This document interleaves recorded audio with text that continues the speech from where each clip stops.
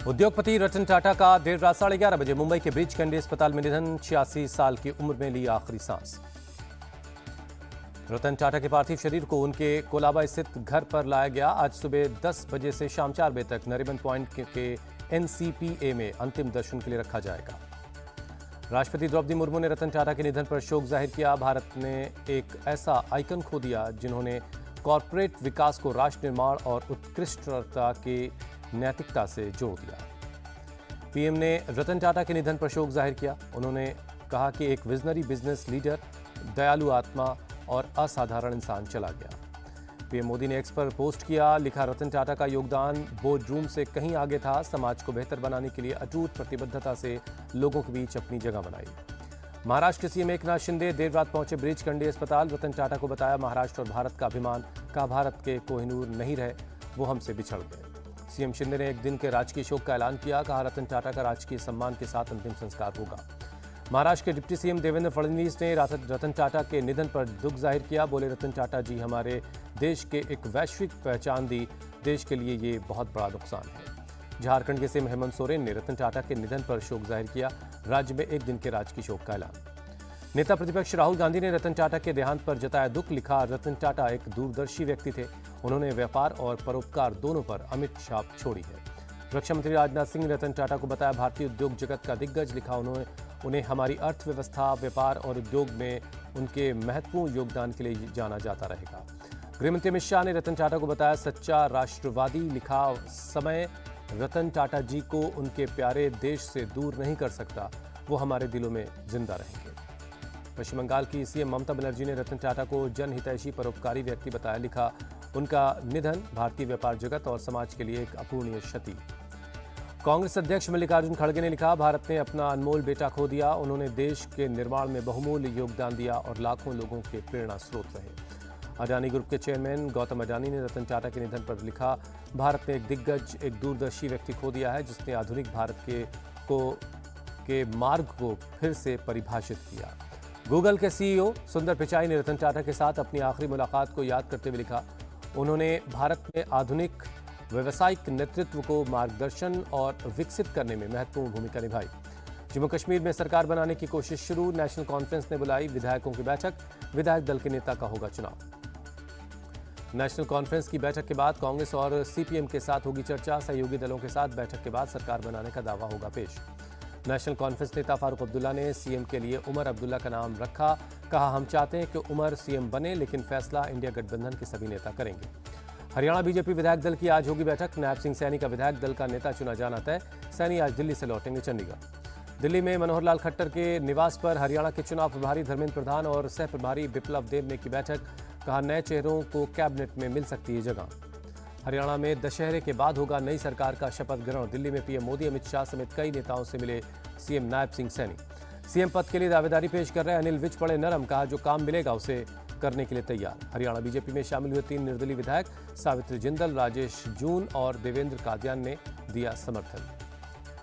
कांग्रेस पर पीएम मोदी का बड़ा हमला। बोले, हरियाणा में इनकी सारी साजिशें ध्वस्त हो गई। हिंदुओं को लड़ाना और मुसलमानों को डराना ही इनका काम। चुनाव आयोग से मिला कांग्रेस का डेलीगेशन। हरियाणा के नतीजों को लेकर की शिकायत। चुनाव आयोग को गड़बड़ी की दस्तावेज सौंपे। चुनाव आयोग ने जयराम रमेश के बयान पर जताई आपत्ति। मल्लिकार्जुन खड़गे को खत लिखकर कहा, यह जनता के फैसले को खारिज करने जैसा है। जेएनके और हरियाणा के नतीजों पर पहली बार बोले राहुल गांधी। हरियाणा के नतीजे अप्रत्याशित। जम्मू कश्मीर में इंडिया की जीत हुई। हरियाणा में हार के बाद सहयोगियों के निशाने पर कांग्रेस। संजय राउत बोले, गठबंधन को दरकिनार करने की वजह से हार हुई। उमर अब्दुल्ला ने भी कांग्रेस को आत्ममंथन की सलाह दी। एनसीपी शरद के नेता अनिल देशमुख ने दी कांग्रेस को नसीहत। हरियाणा के रिजल्ट से सबक लें। कहा, जो गलती हरियाणा में हुई वो महाराष्ट्र में नहीं होने देंगे। अगर हम एकजुट होकर लड़ते तो चुनाव नतीजे अलग होते। हरियाणा में कांग्रेस की हार पर बोले आम आदमी पार्टी के सांसद राघव चड्ढा।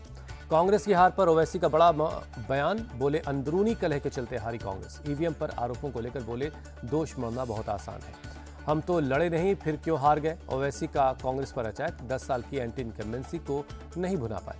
हरियाणा के रिजल्ट को लेकर देवेंद्र फडणवीस का एमवीए पर तंज। हम साथ साथ हैं बोलने वाले, हम आपके हैं कौन बोलने लगे।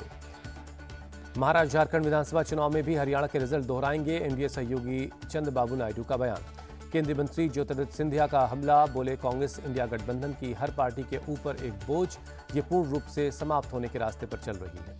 वित्त मंत्री निर्मला सीतारमण बोली, हरियाणा में बीजेपी की जीत ने इस भ्रम को दूर कर दिया कि मोदी 3.0 कमजोर है। महाविकास अघाड़ी में सीटों के बंटवारे पर अंतिम फैसला दशहरे के बाद होगा, एनसीपी शरद के नेता जितेंद्र हवाड़ ने जानकारी दी। महाराष्ट्र के सीएम एकनाथ शिंदे ने आज बुलाई कैबिनेट की बैठक, ओबीसी लिस्ट में 15 जातियों को शामिल करने पर हो सकता है कोई फैसला। यूपी उपचुनाव के लिए सपा ने 6 उम्मीदवारों का ऐलान किया, करहल से तेज प्रताप यादव और मिल्कीपुर से अवधेश प्रसाद के बेटे को मिला टिकट। जेल में बंद पूर्व सपा विधायक इरफान सोलंकी की पत्नी को मिला टिकट, नसीम सोलंकी को सीसामऊ से विधानसभा सीट पर उतारा गया है।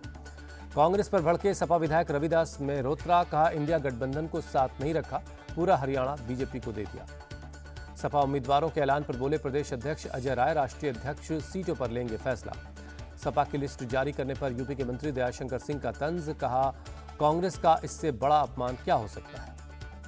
दिल्ली का मुख्यमंत्री आवास सील हुआ, आतिशी का सामान बाहर निकाला गया, अवैध इस्तेमाल के आरोप में पीडब्ल्यूडी की कार्रवाई। सीएम आवास सील होने पर सीएमओ का आरोप, बीजेपी के इशारे पर एलजी ने दिए कार्रवाई के निर्देश।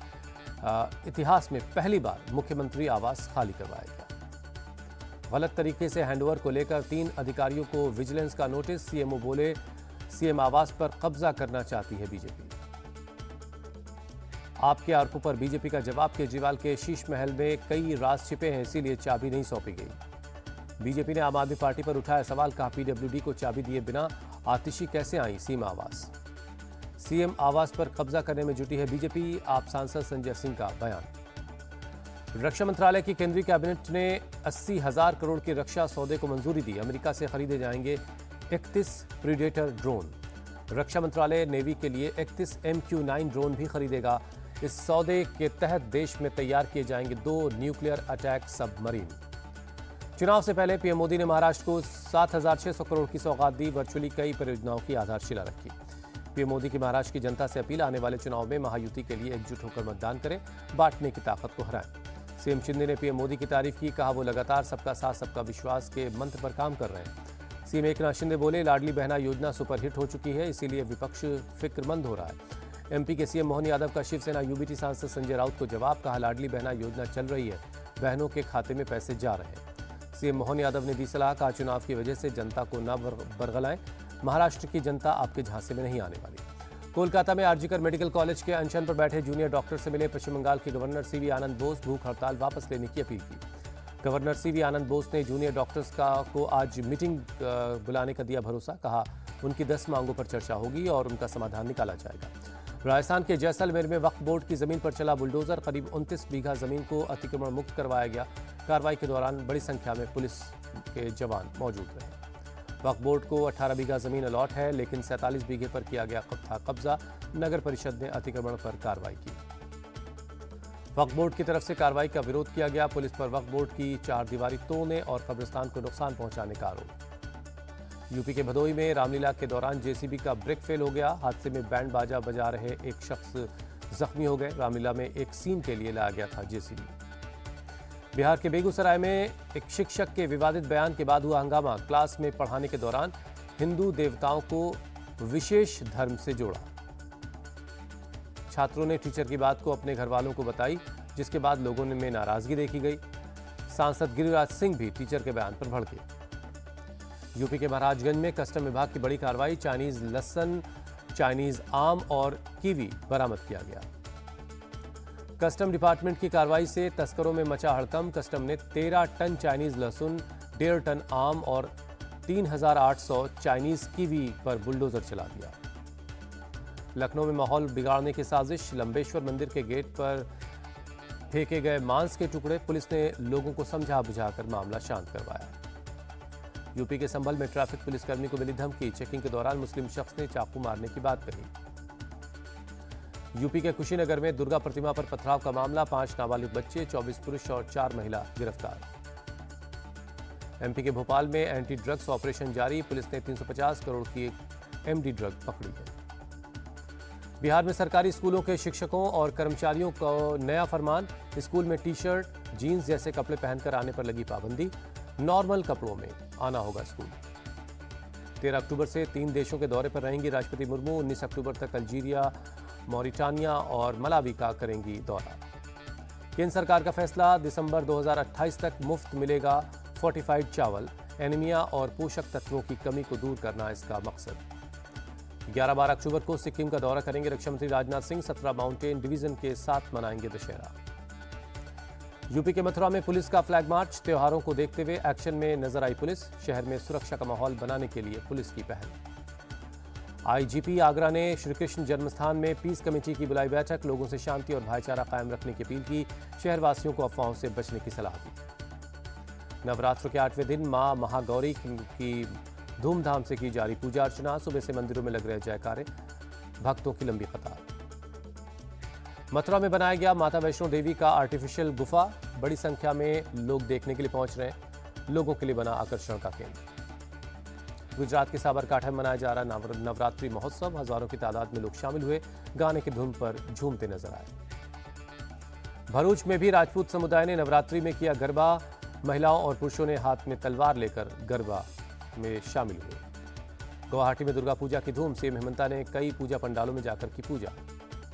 टेस्ट के बाद भारत का टी20 सीरीज पर कब्जा। दूसरे टी20 मैच में बांग्लादेश को 86 रनों से हराया। 3 मैचों की सीरीज पर 2-0 से अजय बढ़त हासिल की। भारत ने पहले खेलते हुए 222 रनों का टारगेट दिया। बांग्लादेश की टीम 9 विकेट खोकर सिर्फ 135 रन ही बना सकी। नीतीश रेड्डी का ऑलराउंड प्रदर्शन प्लेयर ऑफ द मैच चुने गए।